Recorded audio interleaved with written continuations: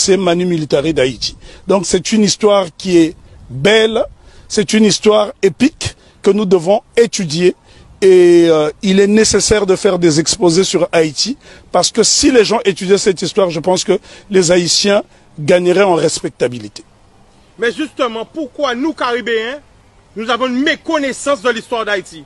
C'est tout simplement parce que Haïti a montré le chemin de la dignité et de la liberté, et donc on a voulu faire d'Haïti une vitrine de pauvreté effrayante.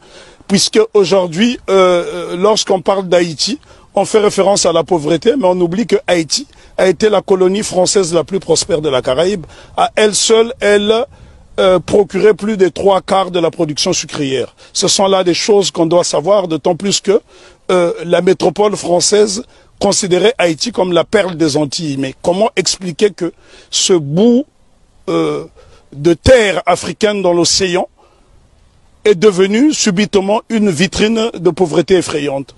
Et là, je pense qu'il est nécessaire d'en parler avec des images à l'appui, parce que c'est à Saint-Domingue, parce que lorsqu'on parle de la révolution haïtienne, c'est une faute. Il s'agit de la révolution de Saint-Domingue, puisque Haïti n'existe qu'à partir du 1er janvier 1804. Donc Haïti n'existe qu'à partir du 1er janvier 1804. Avant, donc, c'était la révolution de Saint-Domingue qui commence dans la nuit du 13 au 14 août 1791, où pour la première fois, des Africains vont créer une coalition dans le Nouveau Monde pour vaincre l'arrogance. Et ce jour-là, les Africains étaient, je parle bien des Africains parce qu'il s'agissait des hommes qui ont été déportés d'Afrique, qui parlaient encore des langues africaines et qui pratiquaient des cultes africains. On pourrait citer notamment Makandal qui a été capturé au Congo. On pourrait citer Biassou qui était également congolais, mais ça a été une coalition. En fait, la cérémonie dite du bois caïman est considérée comme un pré-congrès panafricain. Ce que les gens ne savent pas dans la Caraïbe, d'ailleurs, il y a un problème de connexion, puisqu'il n'y a pas assez de bateaux pour faire cette connexion. Et si je pense qu'il y avait cette possibilité de se rendre dans différentes îles, le mépris des Haïtiens serait tombé à l'eau. Puisque la Guadeloupe a connu une période de liberté entre 1794 et 1802, mais c'est grâce justement aux Haïtiens. Une année auparavant, les Haïtiens se sont affranchis. Parce que souvent on dit qu'on a libéré les esclaves en Haïti. Les Haïtiens n'ont jamais été libérés. Ils se sont affranchis tout seuls avec la machette. Donc voilà pourquoi Non, mais les Haïtiens sont les premiers Africains déportés dans la Caraïbe qui ont brisé les chaînes de l'oppression. Nous devons savoir que Haïti a eu pour vocation de libérer toutes les nations opprimées. Ce qu'on ne dit pas assez souvent, lorsque la Grèce a été dominée par les Ottomans, au milieu du 19e siècle, ce sont les Haïtiens, sous la présidence de Jean-Pierre Boyer, qui ont libéré la Grèce. Et ce sont des choses qui n'apparaissent pas dans les manuels scolaires. Une autre information inédite, c'est grâce à la voix d'Haïti que l'État d'Israël a été créé en 1948. Donc ça, ce sont des choses que les gens doivent savoir. Haïti a été le pays le plus démocratique du monde, puisque toute personne qui arrivait sur le sol haïtien était considérée comme nègre. Donc tous les opprimés de la planète trouvaient refuge en Haïti.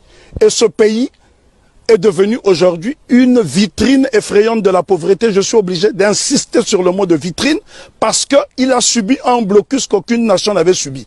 Imaginez-vous qu'une petite île comme Haïti a été victime du syndicat des empires coloniaux qui était constitué du Danemark, de la France, de l'Espagne, de l'Angleterre, des États-Unis d'Amérique, de la Hollande, de la Suède, parce que toutes ces nations ne voulaient pas voir une nation indépendance nègre. Et souvent on dit de Haïti que ça a été la première république nègre. Non, Haïti n'a jamais été une première république nègre, ça a été un empire africain reconstitué, puisque l'empereur Jean-Jacques Dessalines va se faire couronner empereur Jacques Ier. Donc c'est la noblesse africaine. Attends. Ben, en tout cas, il y a beaucoup de choses à dire sur Haïti.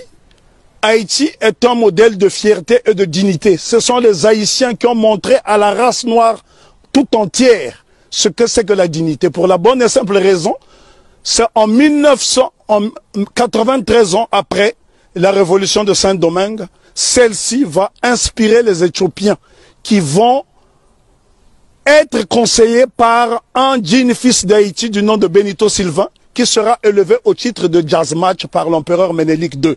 Lorsqu'on parle de la bataille d'Adwa, ce qu'on oublie de mentionner, c'est que l'empereur Ménélique II, qui a mis fin à l'impérialisme sur le continent africain, en tout cas c'est lui qui a signé l'acte de décès de l'impérialisme sur le continent africain le 1er mars 1896, 93 ans après la révolution de Saint-Domingue, eh ben, c'est un Haïtien du nom de Benito Silva qui le conseille. Donc ce sont des choses à savoir et à intégrer.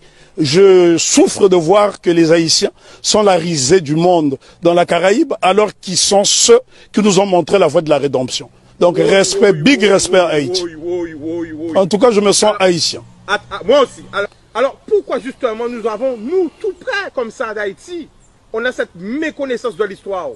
C'est tout simplement parce que on a isolé la Guadeloupe et la Martinique pour ne pas que l'exemple d'Haïti fasse tache d'huile dans la Caraïbe. Voilà la crainte. Parce que Haïti a été une nation prospère. Il faut visiter Haïti pour se rendre compte.